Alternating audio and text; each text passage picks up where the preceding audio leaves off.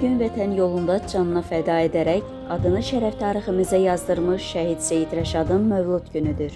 Şəhidlər yalnız bir ailənin övladı deyil, bütöv bir millətin qüruru, xalqın baş tacıdır.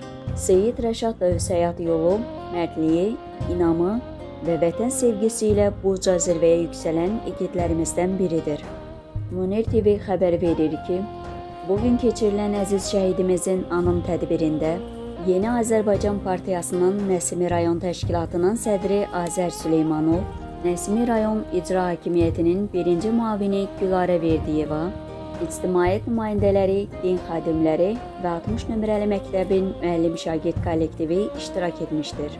Onun göstərdiyi fədakarlıq bugün də insanların qəlbində yaşayan vətənpərvərlik nümunəsidir.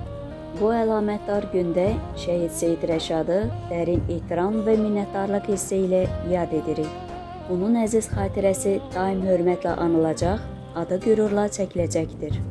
Uca Allahdan qəhrəman şəhidlərimizə rəhmət diləyir, ailəsinə və doğmalarına səbir arzulayırıq.